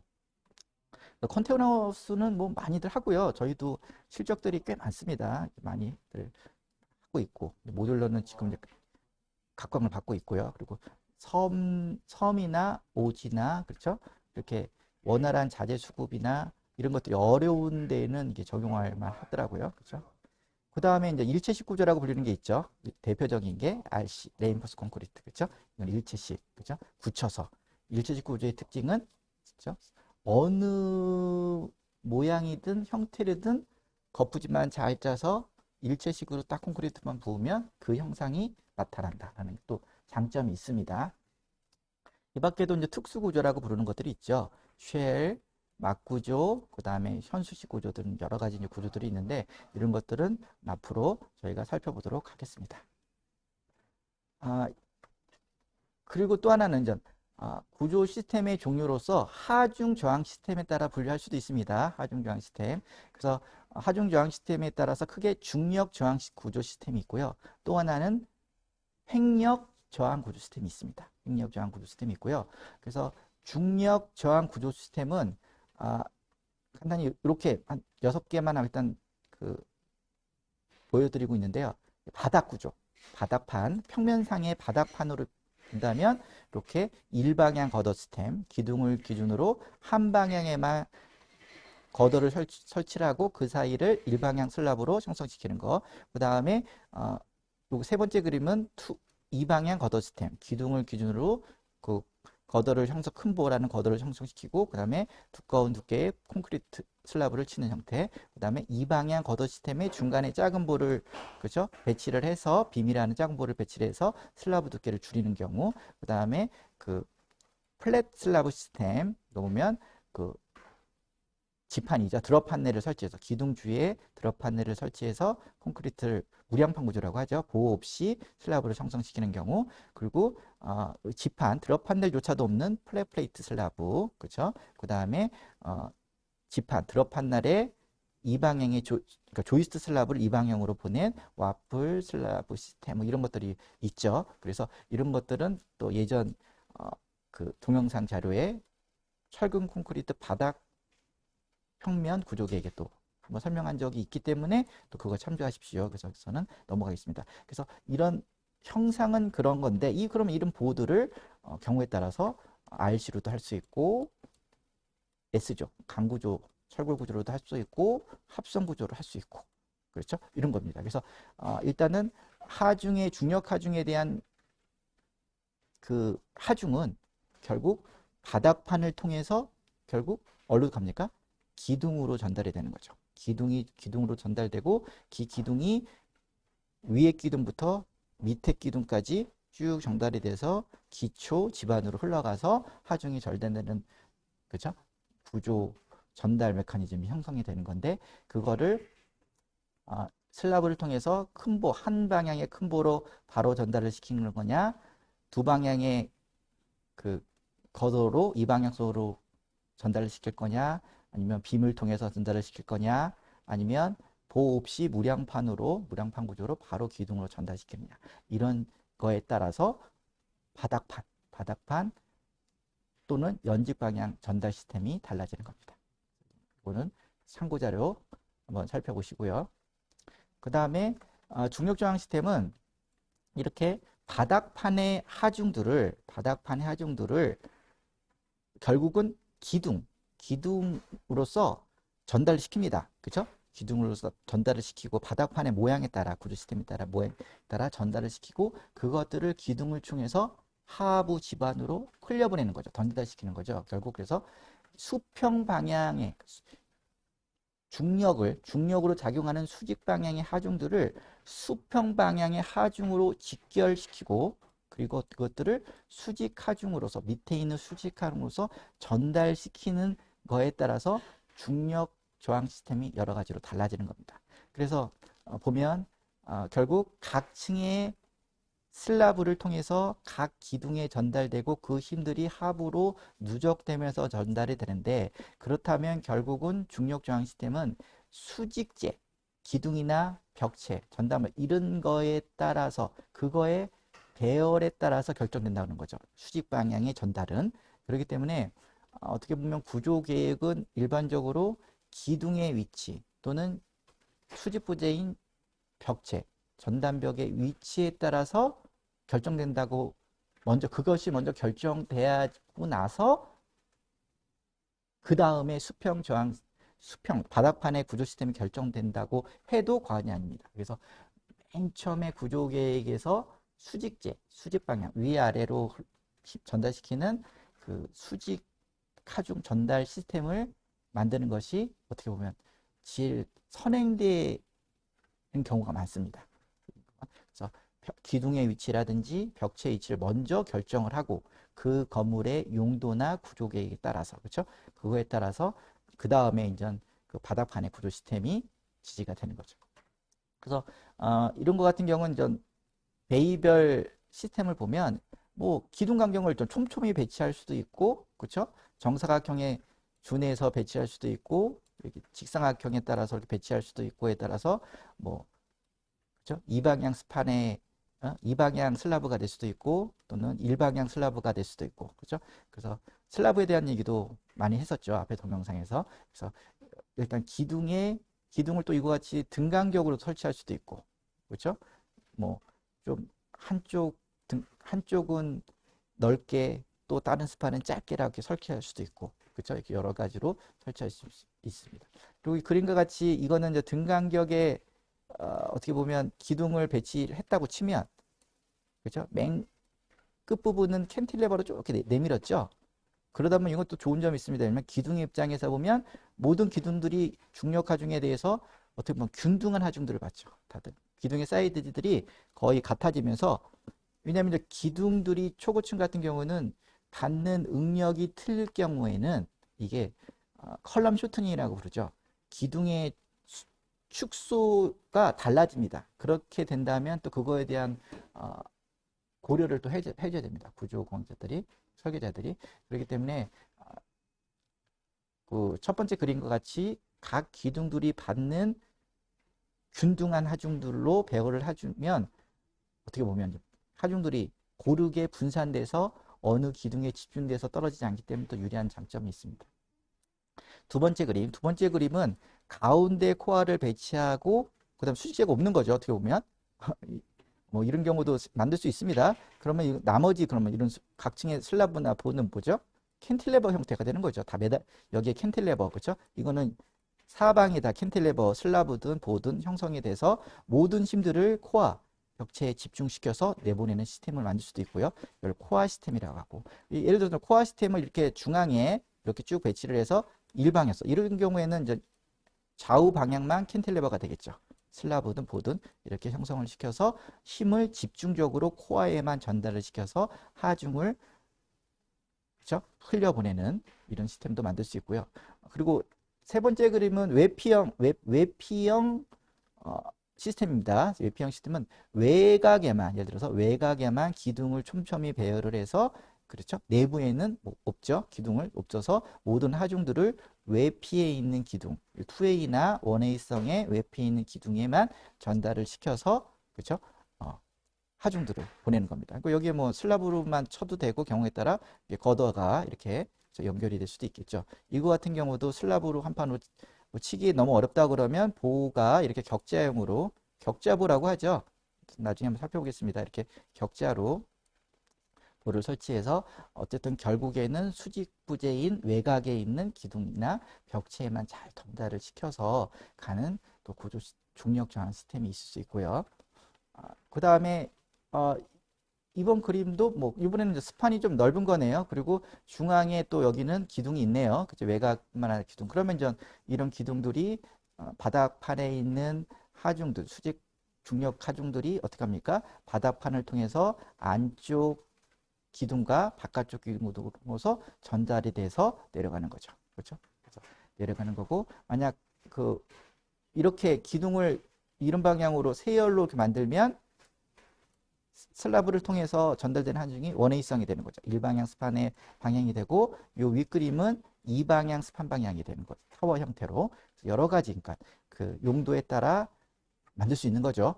그렇죠? 정답은 없고, 용도에 따라 어떤 게 최적의 수직 저항 시스템, 예를 들어서 기둥의 배열인가를 잘 생각해서 하시면, 구현하면 됩니다. 그 다음에 이런 거 같은 경우에도 이거는 기둥이 내부에 두 개 꼈고, 바깥쪽으로 뭐요? 캔틸레버죠. 캔틸레버이기 때문에 기둥들이 바깥쪽에 있는 캔틸레버는 안쪽으로 다 몰리죠. 그리고 기둥 안쪽 하중들도 요 안쪽에 있는 내부 코어든 또는 기둥 골조든 다 모이게 되죠. 그래서 이런 구조 시스템도 만들 수 있고요.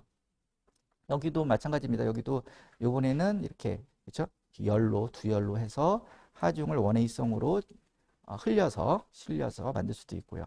그래서 이것도 그림 한번 자세히 살펴보시면 다 힘이, 중력 하중이 결국 바닥판을 통해서 배치된 기둥 쪽으로 일방향성이나 또는 이방향성, 또는 기둥이 아니더라도 코어 전단벽 쪽으로 일방향성이나 이방향성으로 흘러가서 밑으로 쭉 전달이 된다는 거를 한번 알 수 있습니다. 그 다음에 중력저항 시스템 또 보면 이렇게 이제 어쨌든 베이형, 그죠? 기둥을 설치하고 보를 설치해서 베이 타입으로 이렇게 모을 수도 있고요. 중앙 집중형, 중앙에만 코어를 시키고 나머지 캔틸레버 형태로 하중을 전달시킬 수 있고, 아까 살펴봤던 외곽, 외피에만 기둥이든 벽체든 시켜가지고, 그렇죠? 전달을 시킬 수 있고. 그리고 요게 또 새로운 거죠. 요거는 뭐냐? 이런 건 보통 이제 메가 구조라고 하죠. 메가 구조인데 메인 메가 구조는 바깥쪽에 있는 기둥과, 어떻게 보면 여기 보면 2D에서 그다음에 위에 있는 게 이제 메인인 거고요. 나머지 각 층의 바닥판은 다 위에서 매단 겁니다. 그렇기 때문에 힘이라는 게 보면 여기 왼쪽 같은 경우는 위에서 밑으로 흘러가잖아요. 그죠? 물이 위에서 밑으로 흐르듯이 하중도 보통 흘러가는데, 이건 어떻습니까? 위로 올린 거죠. 여기 있는 각층 바닥판은 힘들이 대래 역행해서 위로 올라가죠. 힘은 위로도 올라갈 수 있는 겁니다. 그렇죠? 그래서 이게 보면 인장재죠. 인장재로서 매단 거죠. 그래서 올라가서 결국 여기에 가서 그리고 나서 나중에 내려오는 거죠. 그렇죠? 이런 식의 구조 시스템도 만들 수 있습니다. 그렇죠? 인장재인 케이블을 이용해서, 뭐 이건 컨셉이라고 보시면 됩니다. 이게 뭐 현실적으로 이게 되느냐 안 되느냐의 문제보다는 구조 전달 메커니즘의 컨셉을 보고 계신다고. 이거는 뭐 중앙부에, 그죠? 수직부재단을 놓고 양쪽에 큰 메가 캔틸레버를 내고 이걸 다 매단 거죠. 그렇죠? 이것도 케이블로 이런 구조도 만들 수 있다. 그래서 구조의 사고방식을 넓혀야 된다는 겁니다. 넓혀야 된다. 그리고 여기는 뭐 기둥들이 똑바로 똑똑똑 섰지만 이런 기둥들도 경사져서 세울 수도 있다. 그렇죠? 항상 수직 직각 방향으로 쓸 필요는 없다라는 또 구조적 확장, 사고방식의 확장도 또 경우에 따라 필요합니다. 그래서 여기 보면 또 이거 같은 경우는 그것도 메가 구조에 해당되네요. 여기 보면 주요 골조는 양쪽에 기둥이 수직재가 있고요. 그 다음에 큰 보들이 이렇게 트러스든 뭐든 이렇게 있습니다.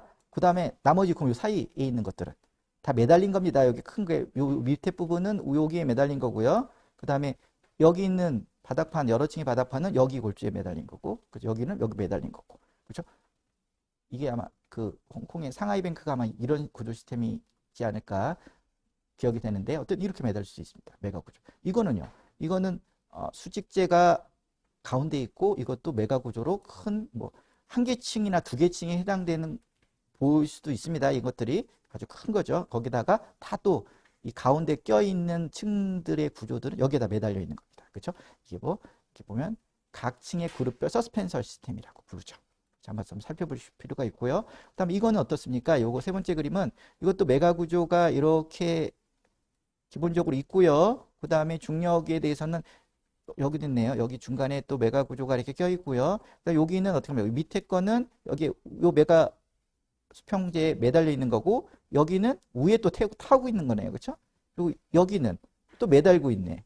여기는 위에서 내려오는 하중을 또 지지하고 있네. 그러니까 이런 메가 구조는 매달기도 하고 또는 그 받치기도 하고 때로는 매달고 받치기도 하고 이렇게 여러 가지 구조 엔지니어의 설계 의도에 따라서 힘을 흘릴 수 있다는 얘기입니다. 이것도 보면 수직재에 비해서 그렇죠? 메가 수평재를 이렇게 보내고 메가 기둥에 포하든 그다음에 여기도 요 메가 수평재 캔틸레버성이죠. 여기는 밑에 있는 여러 층을 매달고 있고 또 위에 있는 여러 층을 받치고 있네요. 여기 떠 있네요. 여기 떠 있는 거 보이죠? 여기 떠 있는 거. 그리고 여기에 있는 메가 수평재는 상부에 있는 여러 층의 하중들을 받치고 있고 그 밑에 있는 걸 매달고 있고 그렇죠? 이거는 서스펜션과 지지를 혼합하여 사용한 구조 시스템인 겁니다. 이런 것도 사고의 확장을 통해서 해봐야죠. 그렇죠? 기회가 있으면 디자인하시고 그다음에 건축가들은 기획을 하고 그다음에 스트럭처 엔지니어와 구조공학자와 협업해서 만드시면 됩니다. 그 다음에 또 상상력을 한번 넓혀보는 거. 상상력을. 요번에는 어떤 거냐?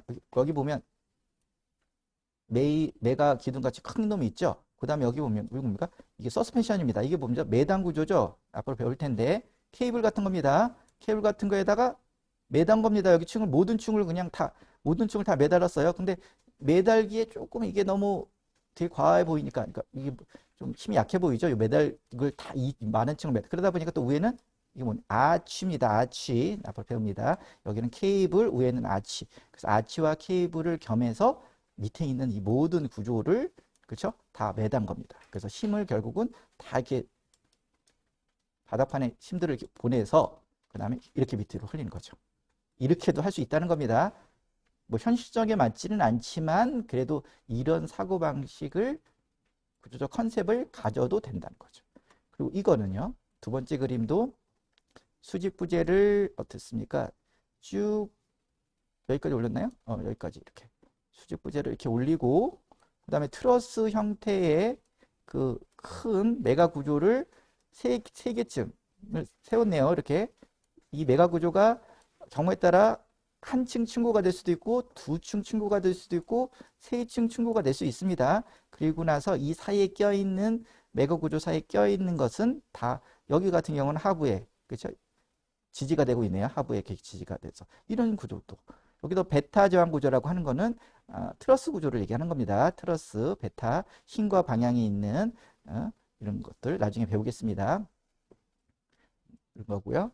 그 다음에 형태 저항 거다라는 건 형태 저항이라는 건 보통 인장제를 사용하는 부재라고 말할 수 있는데 이것도 나중에 또 배우겠습니다. 어쨌든 그리고 이거는 휨 부재, 단면 저항 거더라고 해서 휨 부재를 사용한 또 그렇죠?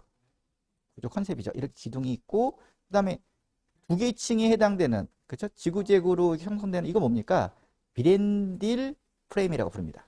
이 한 친구의 비렌딜 프레임을 그 사이사이에 껴놓고 구조물을 형성시킨 겁니다. 그래서 비렌딜 프레임이라는 단어도 앞으로 한번 살펴보도록 하겠습니다. 그리고 이거 중력 저항 시스템 또 살펴보면 이거는 전이시킨 거죠. 기둥이 있고 그렇죠? 여기에 전이보라고 하죠. 전이보를 큰 볼을 보내서 그렇죠? 위에 있는 벽체나 또는 작은 촘촘한 기둥들을 받치는 겁니다. 왜냐하면 이 촘촘한 기둥들은 지면까지 쭉 내려오면 1층에서 통로나 삐로티 형성을 구성하는 데 지장이 있겠죠. 그렇기 때문에 여기는 촘촘히 배치를 하고 기둥이면 아니면 벽체를 설치를 하고 아파트가 보통 그렇죠. 아파트는 벽체를 설치하고 그 다음에 삐로티 구조를 만드는데 이 전이보를 슬라브 하부에 여기는 이제 스팬드럴이라는 뜻은 뭐냐면 외곽의 테두리볼을 얘기합니다. 테두리볼을 이렇게 형성시키는 방법이 있죠. 보통 전 튜블러 시스템에서 많이 적용을 하는데 이것도 한번 살펴보겠습니다. 이렇게 있고 그리고 이거는 뭐냐면 역보 형태로 스팬드럴 테두리볼을 역보 슬라브 위쪽으로 설치되는 방법입니다. 이런 방법도 있다. 다음에 이런 스팬드럴 빔들을 두 개 층에 해당되게끔 지지시킬 수도 있다. 그렇죠? 그 다음에 이 두 개 층이든 세 개 층이든 이거를 아까 비렌들 프레임 형태로 전이시킬 수도 있다. 뭐 이런 것들이 또 우리가 구조 계획을 하는데 그죠? 사고의 방법입니다. 그래서 이런 것들 또 계속 살펴보겠습니다. 그리고 또 중력 저항 시스템으로는 아까 이거 계속 설명을 했죠? 여기 이렇게 메인 골조에 다 매단 구조.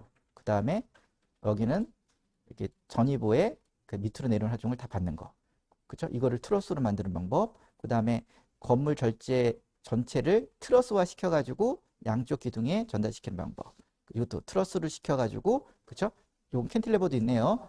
여러 층이 트러스화 되는 거죠. 이만큼의, 그죠? 높이의 트러스기 때문에 되게 강성이 크겠죠. 그렇기 때문에 이 많은 층을 받치고 그 사이에도 껴놓을 수 있는 거죠. 그 다음에 이거는 그 아치라는 거를 통해서 위에 거는 지지시키고 밑에 거는 매달고 그래서 기둥에 형성을 시키는 거고 이거는 케이블 그죠 서스펜션 케이블을 이용했고 이것도 뭔가 보내겠죠 여기 좀 그죠 구조의 향상을 위해서 그래서 여기는 밑에 거는 매달고 여기 누르는 하중에서 견디고 그렇죠 그래서 힘을 결국 이것도 양쪽 기둥으로 보내고 이거는 서스펜션 케이블과 그 다음에 아치를 동시에 사용을 한 거고요. 그래서 힘을 양쪽 기둥에 보낸 거고 이거는 캔틸레버성 아치 그쵸? 그 다음에 타이바를 통해서 매달거나 지지시켜서 하는 거고 이것도 서스펜션 그렇죠? 서스펜션을 통해서 그렇죠? 이렇게 해서 매달거나 지지를 시키는 거고 이것도 조합을 시킨 거죠.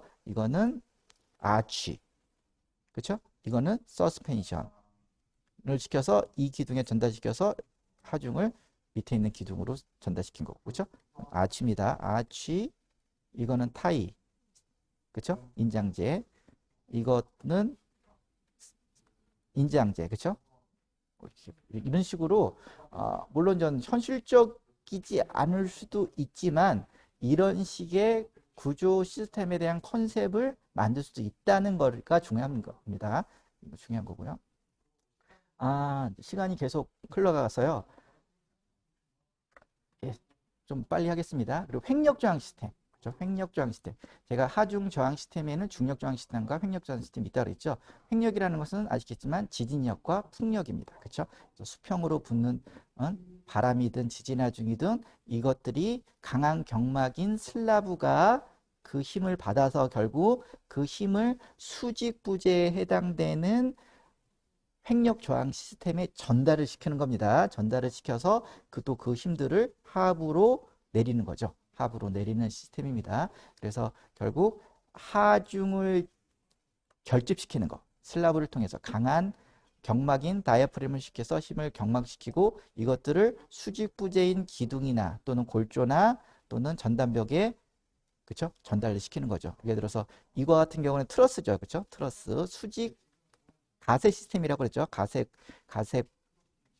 시스템이라고 하는데 그럼 결국은 수직 트러스입니다. 이거 수직 트러스가 이쪽은 이 방향의 그 수평력에 대해서 저항을 하고 그리고 이 직각 방향은 그렇죠?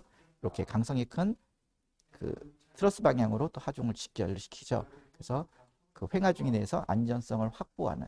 그래서 모든 구조 시스템은 중력에도 견뎌야 되지만 횡력에도 견딘다. 그 횡력에 대한 저항력은 어떻게 보면 높은 건물일수록 더 중요도가 높아진다. 중요성이 높아진다. 그리고 이 횡력 저항 시스템의 종류들은 이렇게 많습니다. 그래서 이것도 제가 예전 유튜브에 콘크리트 구조물의 지진력 시스템, 지진력 저항 시스템인가요? 이런 동영상이 있습니다. 녹색으로 된 그것도 한번 보십시오. 그래서 우리나라 코드상에는 그 횡력 저항 시스템의 종류가 이렇게 많습니다. 큰 것만 보면 내력벽 시스템, 거물 골조 시스템, 그리고 모멘트 저항 골조 시스템, 그 다음에 특수 모멘트 골조를 가진 이중 골조 시스템, 중간 모멘트 골조를 가진 이중 골조 시스템, 역추형 시스템, 그 다음에 상호작용 시스템, 뭐 이런 식의 구조 시스템이 많으니까 되게 많죠.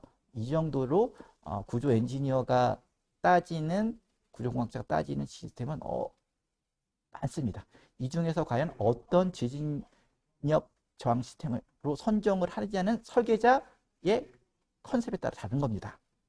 그렇죠? 똑같이 생긴 건물에도 나는 모든 지진력 또는 수평력을 코어에, 전단벽에 다 보낼 거야 라고 생각하시는 분도 있고, 아니면 골조에 다 보낼 거야, 아니면 골조와 전단벽에 나눠서 보낼 거야.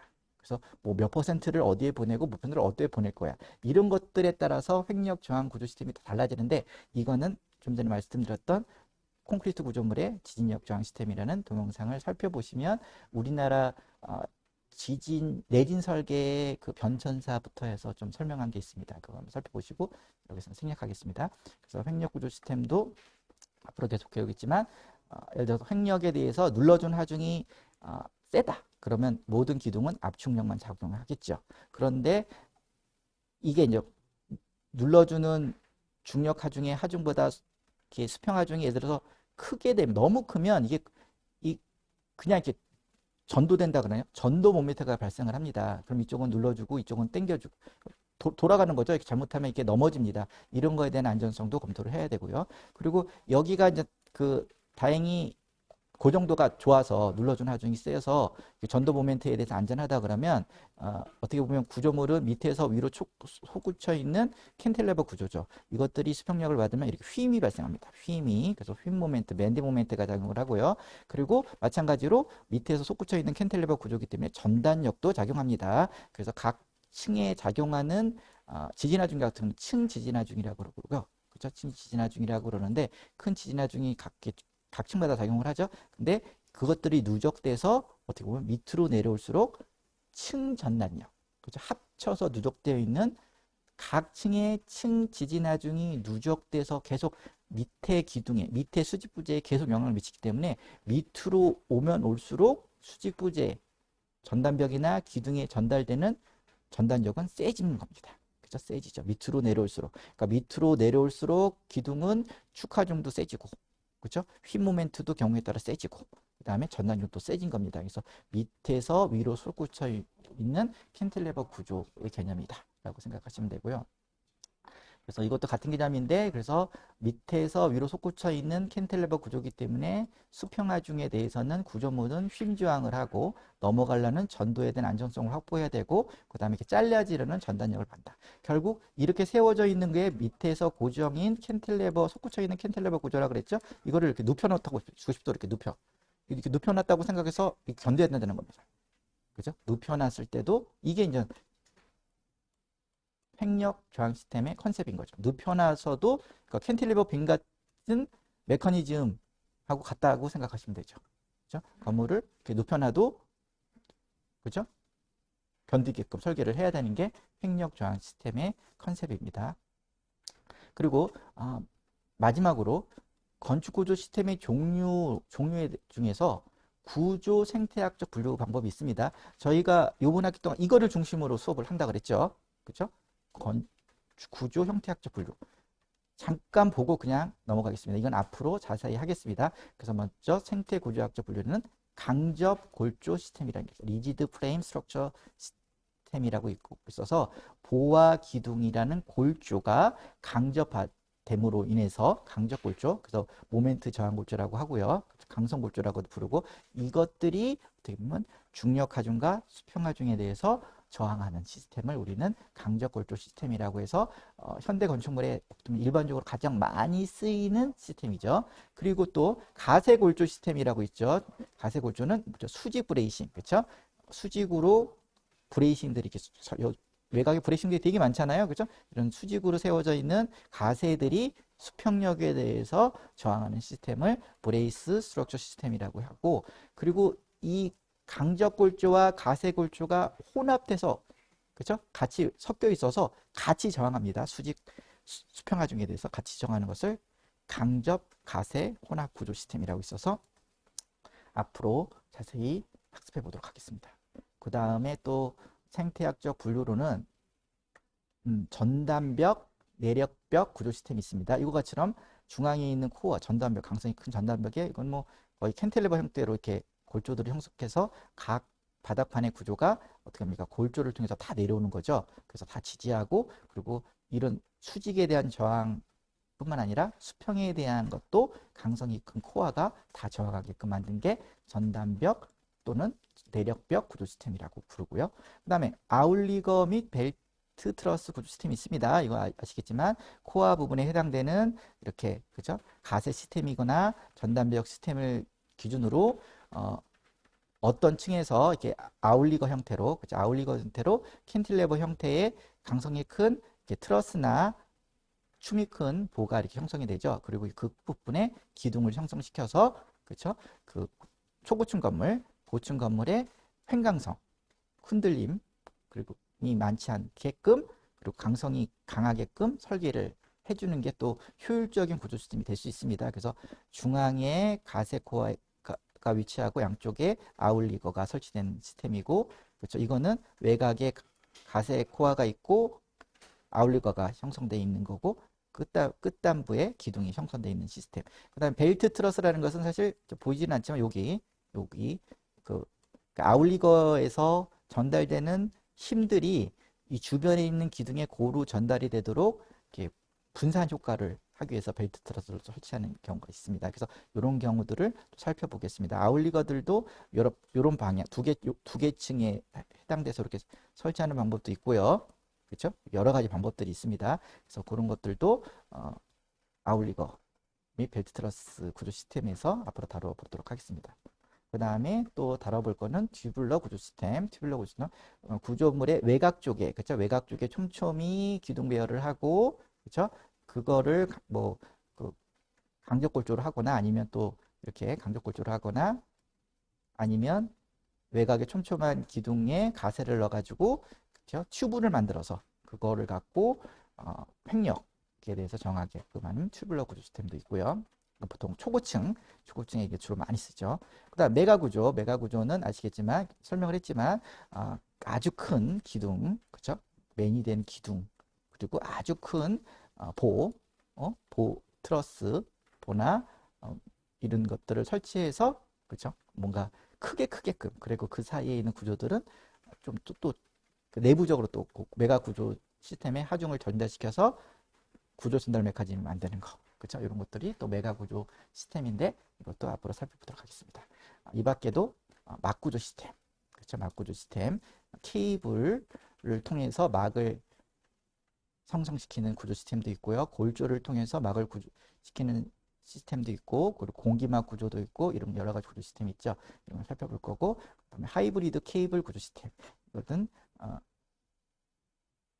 여기 보면 케이블로 밑에는 인장교로서 매달고 있고, 여기 지지봉이 있고, 또 여기는 또 보가 또 하나 있죠. 이런 식으로 케이블과 다른 부재, 보부재면 보부재, 뭐 다른 부재를 이용해서 하이브리드로 복합적으로 케이블 시스템의 장점을 살리는 게 하이브리드 케이블 구조 시스템입니다.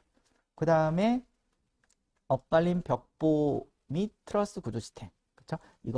이 그림은 서울대학교 관정도서관, 서울대 관정도서관 메가 구조면서도 또 메가 구조이면서도 엇갈린 트러스 구조입니다. 그죠? 메가 구조가 그것도 한번 살펴보시라고 했죠. 그래서 살펴보시고요. 뭐 이런 것들도 앞으로 다뤄보도록 하겠습니다. 그 다음에 좀 많이 쓰는 트러스 구조, 그렇죠? 트러스 구조는, 그렇죠? 그 힘 저항 구조 요소에 비해서 트러스 구조는 힘이 안 걸리죠. 어떻게 보면 힘이 덜 걸리죠. 덜 걸리고 이 부재들이 축방향력, 압축력 또는 인장력만 작용을 해서 구조의 효율을 깨할 수 있죠. 구조의 효율을 깨할 수 있으면 재료를 절감시킬 수 있다는 거죠. 그러다 보니까 장습판으로 갈수록 유리한 구조죠. 이런 것들도 나중에 형태학적으로 한번 다뤄보도록 하겠습니다. 이 밖에도 절판 구조 시스템은 일종의 슬라브가 절판이잖아요. 이건 면의 힘을 받으면 약하죠. 그렇지만 슬라브를 해서 쳇받침 같은 걸 세울 경우, 세워서 면 내적으로 휘려면 되게 강하죠. 그렇기 때문에 이 절판 구조는 어떻게 보면 슬라브판을 세운 겁니다. 세워서 경사지게끔 세워서 그리고 이런 것을 엮어서 그렇죠? 그 이 절판 구조는 철근 콘크리트 구조로도 할 수 있고 또는 이거를 이용해서 철골로도 할 수 있고 또 트러스도 할 수 있고 여러 가지 또 재료는 또 다르겠죠. 이런 절판 구조 시스템도 한번 살펴보도록 하고요. 기회가 있으면 그 다음에 돔 및 휠 구조 이거는 곡면 절판 구조는 어쨌든 보면 이렇게 슬라브가 평면이잖아요. 나눠져 부액돼 있긴 하겠지만 그 면이 근데 이거는 곡면이죠. 곡면의 슬라브라고 보시면 되고 이건 돔이죠. 그렇죠? 돔은 하중이 연직 하중에 대해서는 이게 작용을 하면 밑으로는 다 압축력만 작용을 하죠. 그렇죠? 압축력이 그 작용을 하는데 횡적으로는 정점을 기준으로 어느 경계 위쪽으로는 압축력이 작용하지만 위쪽으로는 이렇게 인장력이 작용합니다. 인장력이 있거든요. 여기 압축력이고 그래서 그거에 따라서 또 다양하게 설계를 합니다. 그래서 돔도 마찬가지로 철근 콘크리트 이거 쉘도 마찬가지고 철근 콘크리트도 구현될 수도 있고 그 다음에 뭐 PC로도 구현될 수 있고 또는 강구조 그리고 뭐 아치를 이용해서 구할 수도 있고 뭐 트러스 강구조 철골 구조를 위해서 구할 수도 있고 이것도 여러 가지 재료를 통해서 구할 수 있는 구조입니다. 그래서 이런 것들이 앞으로 한 학기 동안 좀 더 자세하게 그리고 직관적으로 감각적으로 한번 다뤄보도록 하겠습니다. 그래서 이거를 통해서 디자이너는 앞으로 창의적이고 도전적이고 미래지향적인 디자인의 향상을 꾀하고 그리고 구조공학자들은 또 구조공학자들로 기본적인 컨셉을 통해 가지고 초기 구조 시스템에 대한 컨셉을 잡는데 좀 뭔가 이해의 폭과 상상력을 높이는 기회가 되고 그렇죠? 그 다음에 또 건설 시공하시는 분들은 그런 시스템에 적용되는 프로젝트가 있을 때마다 또 그렇죠? 도전적이고 어느 정도의 그 역학적 원리를 알고 진행할 수 있는 그렇죠? 기행할 수 있는 기회가 그리고 그 기술력이 향상될 수 있는 학습의 장이 됐으면 좋겠습니다. 오늘도 긴 시간 동안 또 수업을 하게 됐는데 어쨌든 수고 많으셨고 다음 주 또 목요일 날 또 뵙도록 하겠습니다. 감사합니다.